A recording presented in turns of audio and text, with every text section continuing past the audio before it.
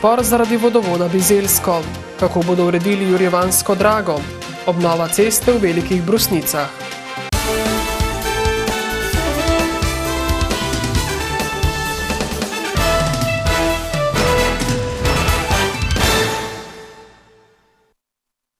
Lepo pozdravljeni.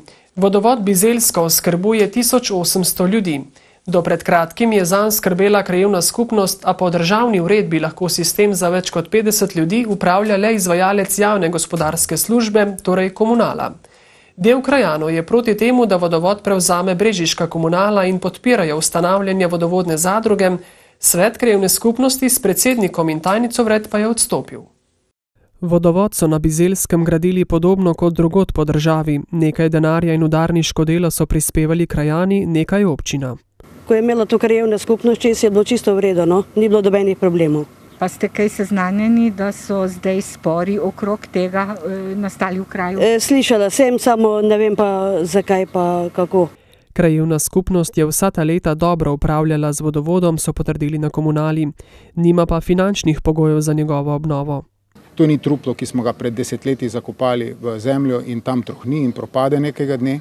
Živi organizem zato, ker se za amortizacijo in najemnino, ki se zbira, tudi zbirajo sredstva za obnovo teh cevovodov, ki so nujno potrebna in vemo, da v neki življenjski dobi 50 let ali pa še manj za določene cevovode življenjske dobe bi moral biti kompletno obnovljen iz sredstev najemnine oziroma amortizacije, ki jo občina zbira. Vodooskrba ni bila edina dejavnost krajevne skupnosti, zato občina za čas brezvladja, ko ni lokalne samouprave, vzpostavlja potrebne ukrepe.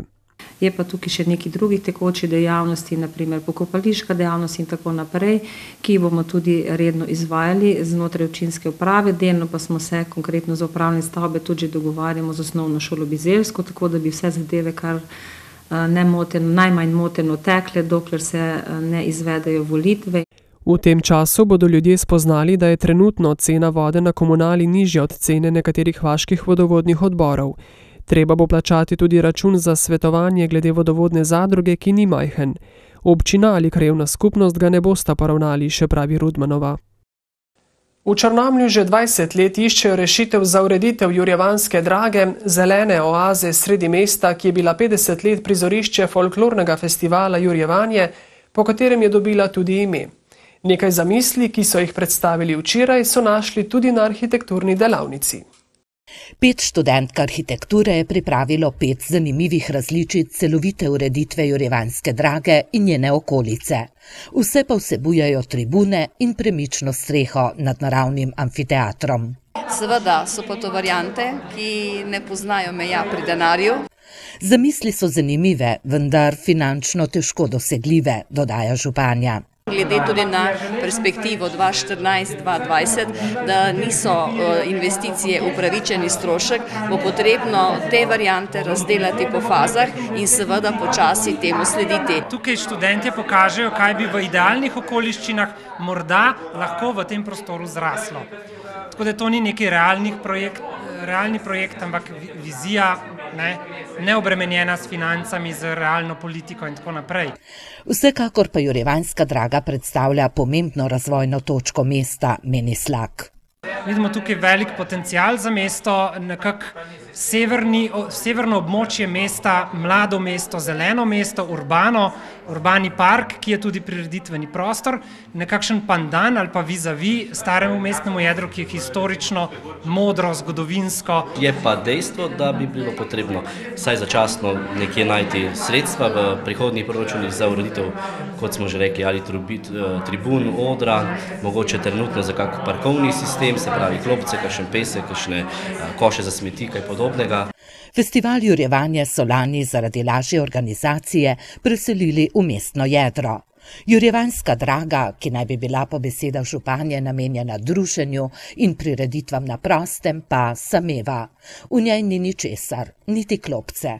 Dejstvo pa je, da bi to, če bi se prostor uredil v mestu, tak moral biti potem za večino zunanjih prireditev, ker bi se lahko združevalo od Jurjevanja, martinovanja, praznika krajevne skupnosti in še kakšna. A glede na pomanjkanje finančnih sredstev, takšne ureditve ne bo tako kmalu. In tudi letošnje Jurjevanje, ki bo od 22. do 26. junija, pripravljajo v središču Črnomlja. V sklopu celovite obnove regionalne ceste v Velikih Brusnicah bo treba prestaviti zakristijo, za kar je mestna občina Novo mesto objavila že drugi javni razpis. Zaradi administrativnih zapletov s prvim se je postopek podaljšal. Težava pa je tudi, da država zamuja pri sklenitvi sofinancerske pogodbe, poudarja župan Gregor Macedoni. Vseeno upajo, da bodo čim prej izbrali izvajalca prestavitve zakristije in začeli dela. Usklajevanja sporazuma o sofinanciranju med državnima direkcijama za infrastrukturo in za vode ter mestno občino Novo mesto še niso padla na plodna tla. Glede na obljube bi že mogli biti te pogodbe pripravljene in podpisane, zato pričakujemo, da je to stvar dni oziroma tednov, ne pa kaj daljšega obdobja. Občina mora zagotoviti 400 000 evrov in s tem je pol tudi zaprta finančna konstrukcija. Sredstva so predvideli že v letošnjem občinskem proračunu, a jih zdaj najverjetneje še ne bodo porabili.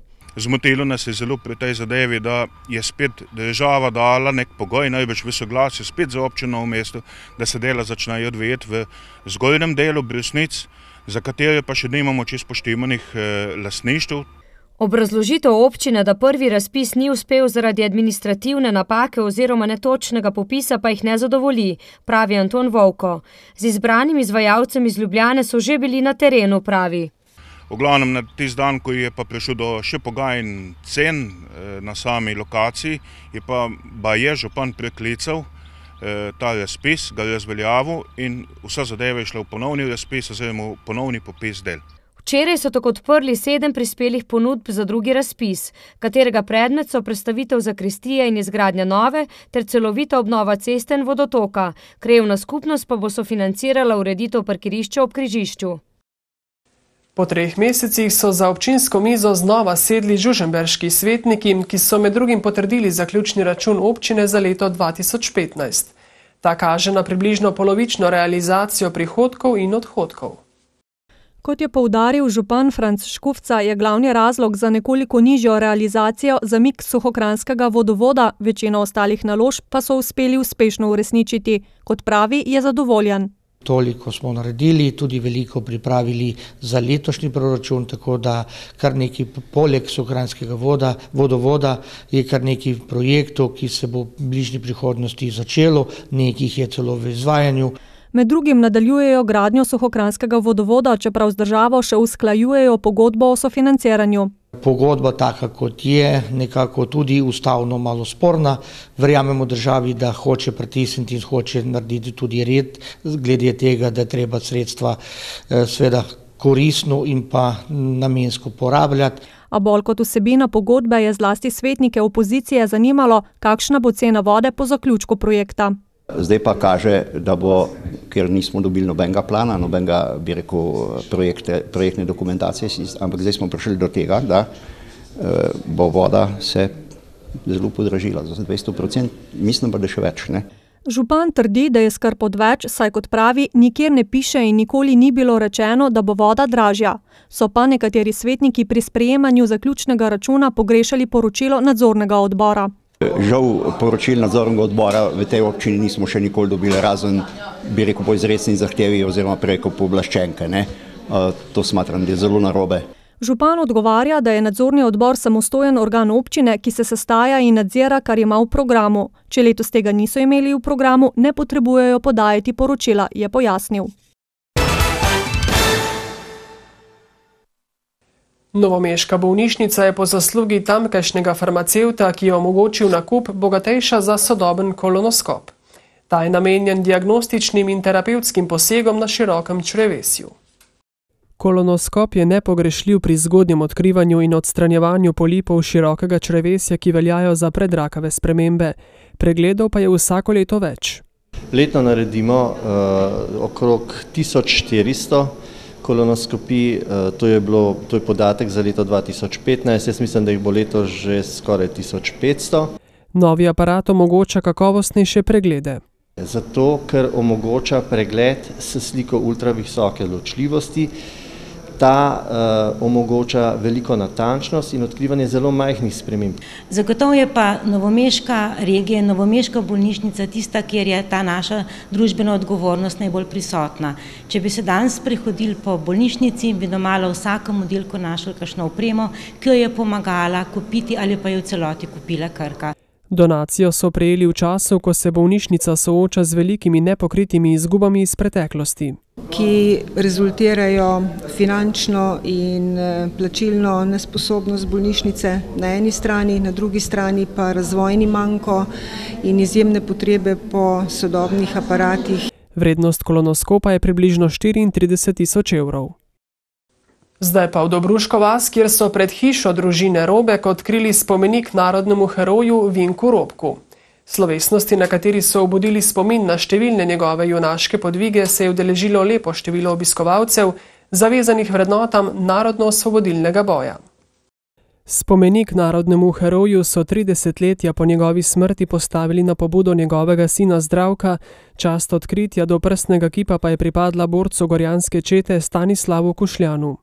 In mislim, da bi bil še potreben, še kje druge, da se ohranjajo te vrednote, kakor jih je moj oče pretrpel, kar je največ je moj oče dal zdravje. Boril se je tu doma za domače ljudi, ampak žal mu domači ljudje niso izkazali potrebne časti in slave. Kot še dodaja Gorjan, se je Robek partizanom pridružil junija 1942. In potem je tu postal poveljnik čete, ki je ostala tu na tem področju, ko je šel prvi bataljon Krškega odreda v Gubčevo brigado, ostala tu ta četa in se ves čas dajala s Italijani in že tudi belogardisti. Postal je strah in trepet Italijanov in belogardistov na tem koncu. Spomenik tovarištvu, hrabrosti in ljubezni do domovine, 3-krat ranjeni Robek je konec vojne dočakal kot invalid, je hkrati tudi opomin, da se podobne grozote ne bi več ponovile, je bilo slišati na slovesnosti, ki so jo pripravili v združenju Leteči Dolenci. Je treba ohraniti, tudi delamo na tem, tudi na mladim bo treba kaj narediti, da ohranili te vrednote, ko so naši starši predniki preborili. Ob generalu Ladu Kocjanu in predstavnikih krajevnih borčevskih organizacij so se slovesnosti udeležili še pripadniki gorjanske, Slobodanove, Duletove, novomeške in revirske spominske čete. Folklorna skupina Nasmeh, ki deluje v okviru Univerze za 3. življenjsko obdobje, je praznovala 10 let delovanja. Pred 10 leti so se povezale ženske, ki jih druži ljubezen do ljudskih plesov. Pod mentorstvom Marjana Podobnikarja so naredile prve folklorne korake. Ko iščejo zanimiv, tla pod nogami, a so tla tam, kjer bi morala biti. In ko ugotovijo, da so, pa se pa zadeva začne. Pa se odpre samozavest, se pokaže samozavest, odpre se obraz in tisto, kar se tudi pokaže, nasmeh seveda. Njegovo delo je pred 4 leti nadaljevala Branka Moškon. Je bil pa en izziv za mene, jaz do zdaj nisem imela takega izziva, da bi učila samo žensko formacijo, žensko skupino, ker pač vedno učim parne plese, tako da sem se malo preorientirala, naredila drugačne odrske postavitve in moram reči, da so zelo odzivne. Danes je v skupini 20 žensk, pridružilo pa se jim je še 5 godcev. Radi nastopamo tudi in se predstavimo in s tem ne samo sebe, svoj ples, ampak tudi naš kraj. V prihodnje si želijo, da bi v Trebnjem zaživela še mlajša folklorna skupina. Sicer pa tako, da bi nam služilo zdravje, volja, pogum tudi. Ob tej priložnosti je skupina pripravila prireditev, na kateri so podelili Maroltova priznanja za 5 in 10 let delovanja. Preden se poslovimo, še povabilo k ogledu županove ure ob 8 zvečer. Gost v studiu bo tokrat župan občine Šentrupert Rupert Gole. Hvala za pozornost in lep večer.